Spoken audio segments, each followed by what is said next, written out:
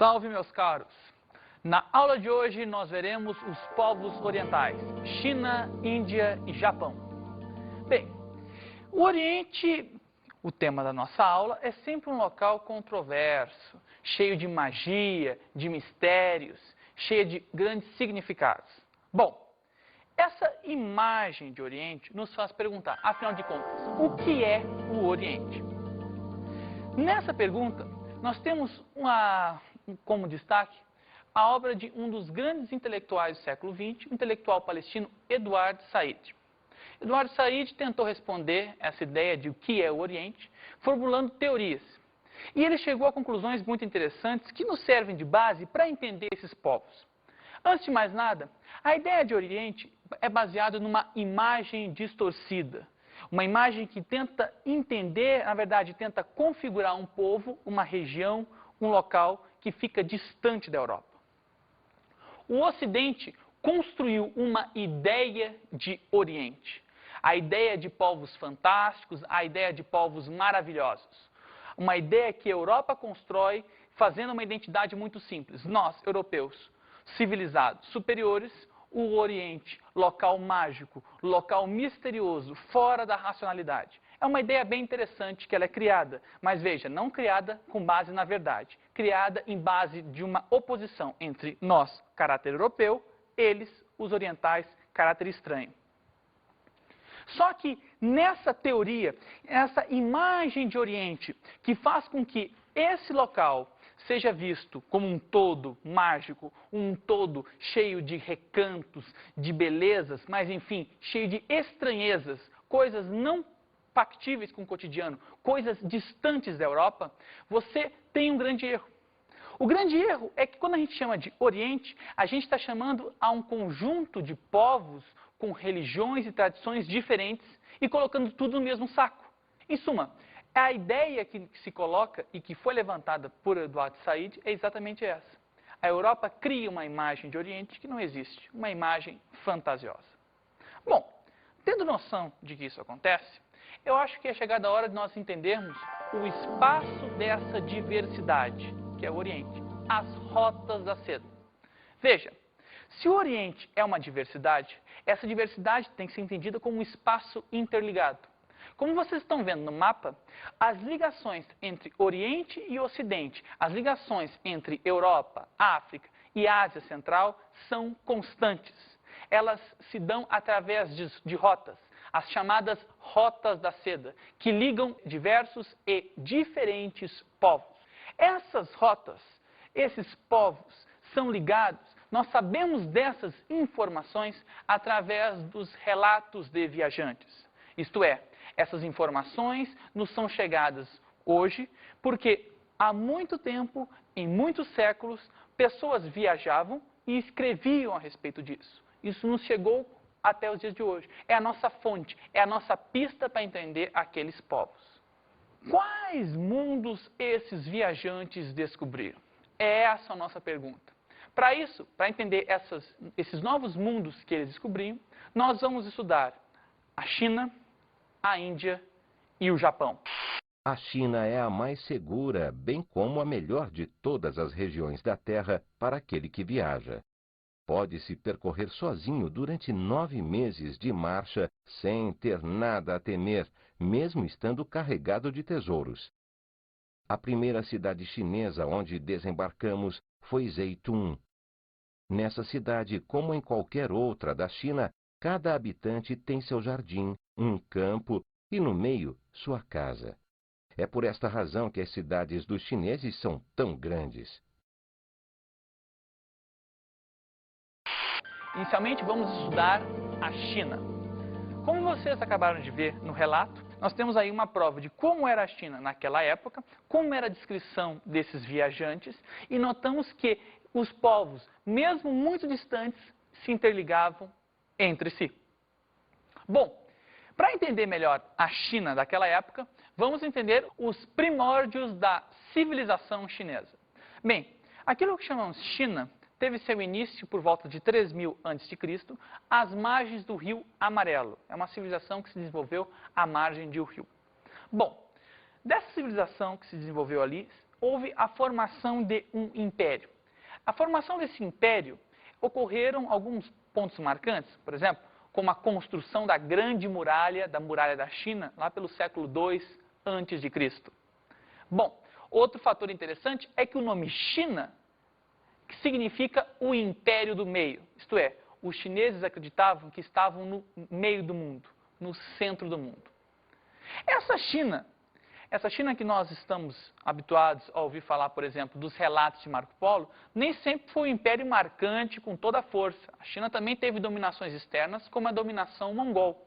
Aliás, os relatos de Marco Polo, um dos grandes viajantes da época, são relatos que mostram uma China dominada pelos mongóis. Sim, o Marco Polo vai lá, fica na corte do Kublai Khan, e o Kublai Khan vai ser o imperador mongol, no caso, no tempo em que a China estava dominada por eles.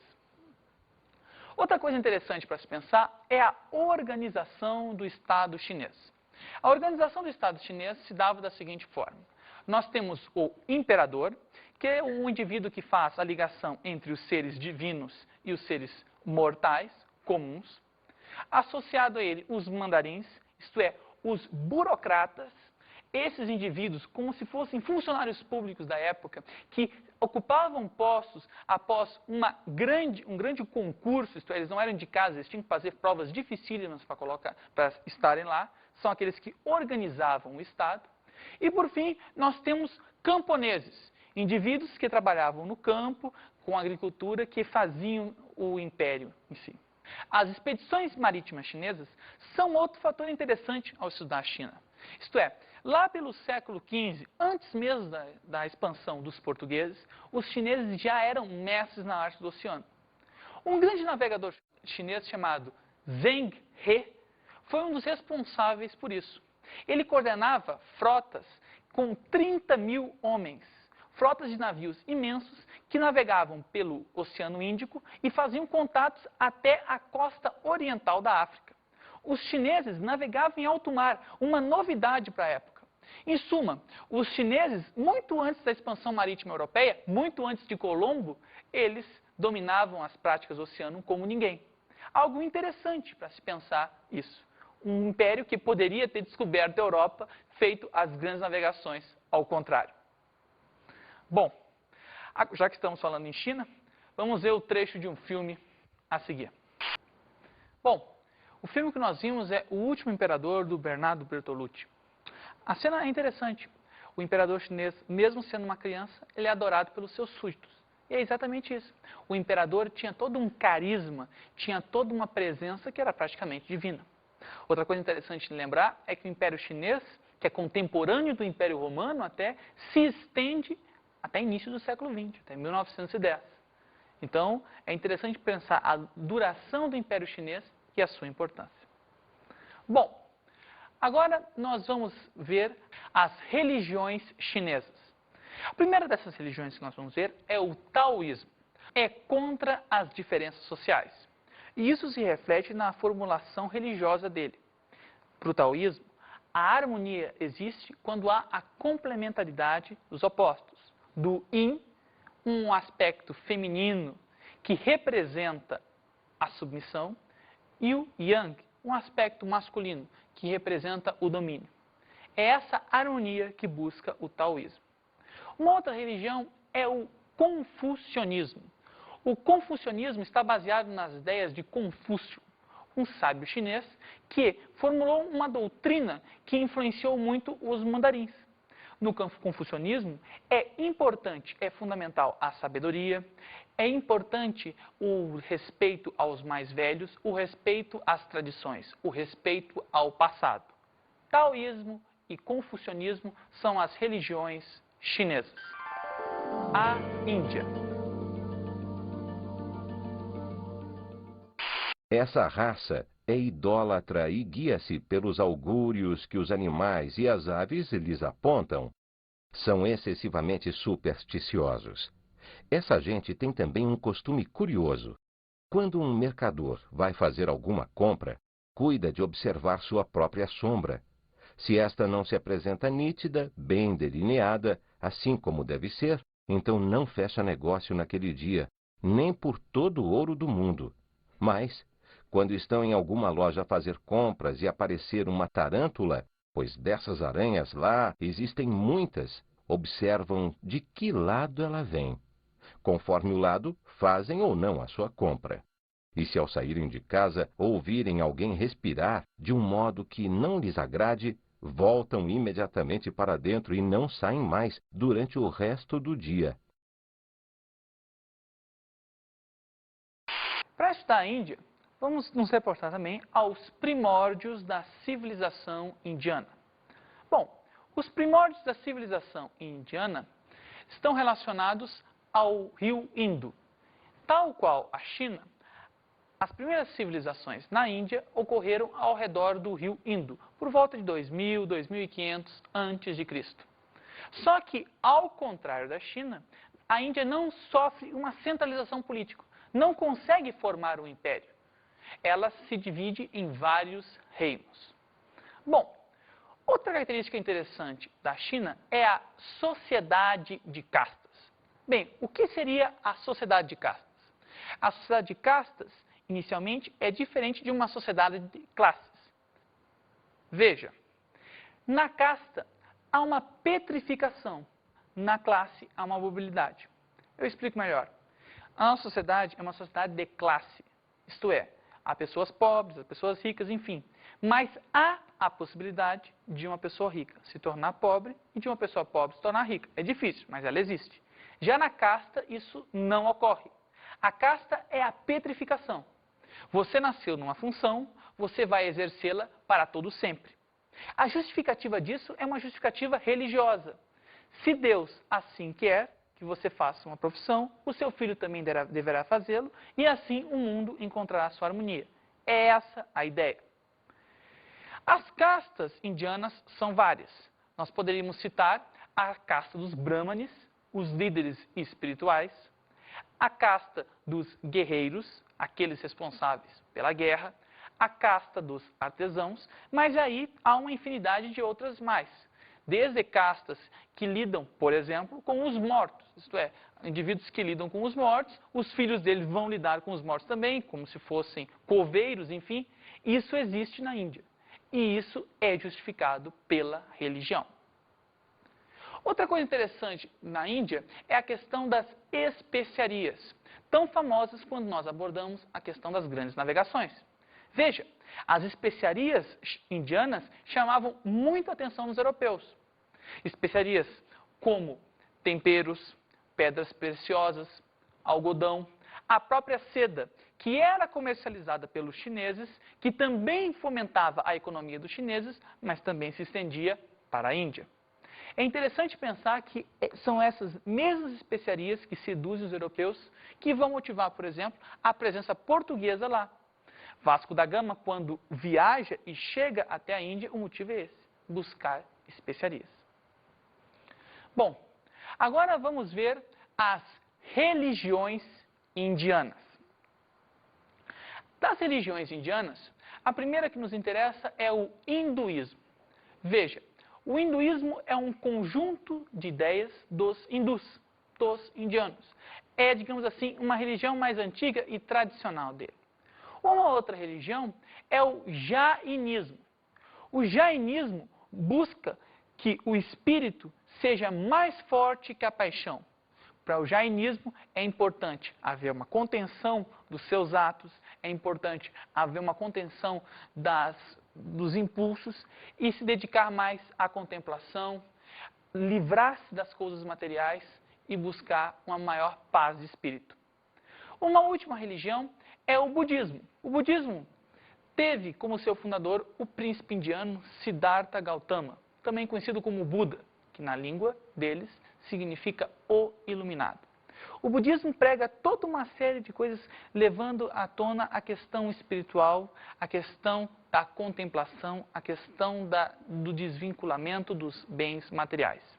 Para o budismo, a reencarnação é um fato dado, isto é, as pessoas vivem várias vidas ao longo do tempo. E todas as vidas que elas vivem carregam um karma, uma característica da vida anterior. O budismo é uma religião que preza muito, sem dúvida, é claro, uma nova configuração da sociedade indiana. Isto é, para o budismo é importante nós termos harmonia. O budismo, ele é contra as castas. Daí ele gozar de grande popularidade, indo de encontro, por exemplo, ao hinduísmo. O Japão. Bem, vamos agora ver os primórdios da civilização japonesa. Por volta de 8.000 a.C., o Japão já era ocupado. Mas o Japão, ao ser ocupado, ele vai ganhar a configuração, as características, a partir do século V depois de Cristo. Ele vai ser profundamente influenciado pelas tradições chinesas. Logo, o Japão, muito de sua cultura, vem dos chineses. O Japão, em seus primórdios, estava organizado num sistema de clãs, de famílias. Esse sistema de clãs vai gerar uma disputa pelo poder. Esses clãs e essas famílias, disputando o poder, vão prejudicar uma tentativa de centralização do Japão, tal como ocorreu na China. Isto é, as forças dessas famílias vão ser prejudicadas, vão prejudicar, na verdade, os interesses do imperador japonês de unificar aquele país. Nós temos aí, nesse princípio, a época do feudalismo japonês, com a força dos daimos, isto é, dos senhores de terra, que competiam contra a centralização promovida pelo imperador. Esses senhores de terra, que tinham uma semelhança muito grande com os senhores feudais do tempo medieval da Europa, que detinham o controle de guerreiros, detinham o controle dos camponeses e que vão ter muita força aí, vão ser desbancados no século XI pelo shogunato, nome dado ao sistema político exercido pelo shogun. O shogun era o generalíssimo, é o supremo general do exército na época. Ele detinha toda a força sobre o imperador e sobre os daimons. A respeito do shogunato, desse ambiente feudal japonês, vamos dar uma olhada no filme a seguir. Assistimos aí um trecho do filme Han, do Akira Kurosawa. Filme que trata a respeito dessa realidade do feudalismo japonês. E nós vimos o trecho aí de uma luta na qual estão presentes os guerreiros japoneses, os samurais, guerreiros que estão sob o domínio do shogun. Essa realidade do shogunato, que inicia lá pelo século XI, só vai acabar no século XIX, aliás, no fim do século XIX, com a restauração Meiji. Isto é, quando o shogun perde a força e o imperador retoma o poder. Só no fim do século XIX. Bom, agora vamos falar um pouco sobre as religiões japonesas. A primeira delas, o shintoísmo, isto é, o caminho dos deuses. O shintoísmo tem um grande valor, presta um grande valor aos objetos naturais, isto é, aos objetos da natureza. Uma outra religião é o budismo. O budismo que veio lá da Índia, passou, entre outros locais, até a Coreia. E da Coreia, no século IV a.C., vem até o Japão, pregando os princípios de piedade, de pacifismo e de obediência.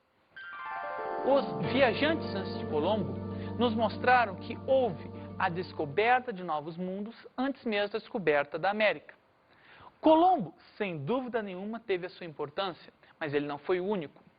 Houve, antes das grandes navegações, contatos entre os diferentes povos, que tinham como palco a Ásia Central, a África, o Índico, ligando povos diversos, como o indiano, o chinês, o japonês. Nós acabamos de ver, veja, o budismo, ele tem origem na Índia, mas se difunde na China e chega ao Japão. A cultura chinesa tem toda a sua força, mas ela tem toda a sua peculiaridade e sua força se espalha, inclusive, no Japão. Com isso, com a aula de hoje, nós podemos ver que, na verdade, aquilo que nós chamamos de Oriente tem cada peculiaridade que lhe é própria. Cada povo tem a sua ideia, tem a sua concepção, tem a sua organização social. As palavras de Eduardo Said, quando criticou essa ideia de Oriente como um todo único, mágico, fantasioso, são sábias e corretas. Na verdade, aquilo que nós chamamos de Oriente é uma gama de povos e essa gama de povos tem que ser vista em sua individualidade. Mas tem que ser visto também como povos que estavam interligados entre si e não isolados. Bom, agora vamos às nossas dicas de estudo.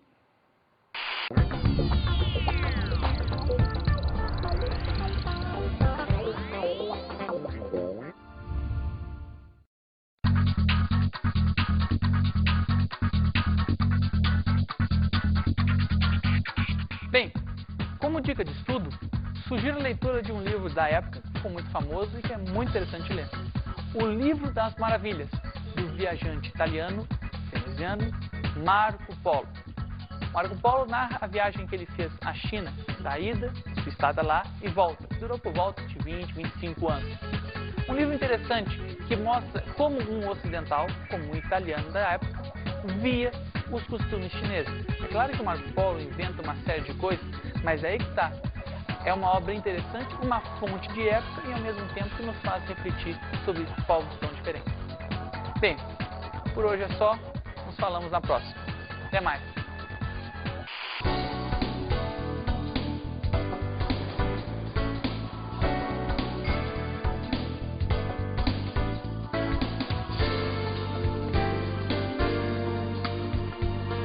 Na aula de hoje estudamos os povos orientais, China, Índia e Japão.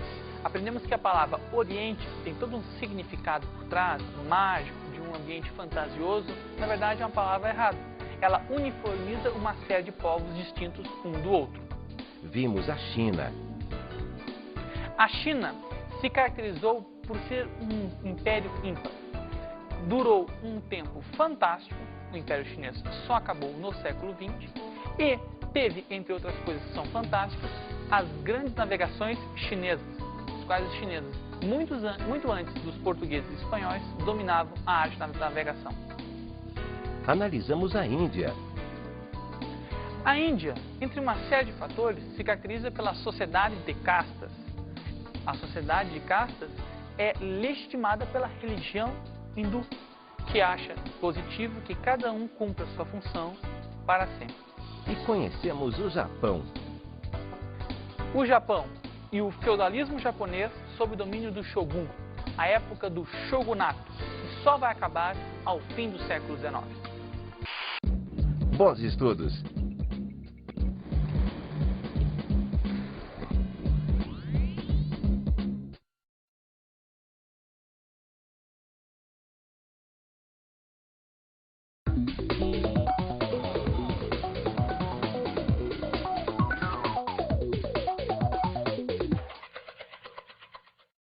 Salve, professor!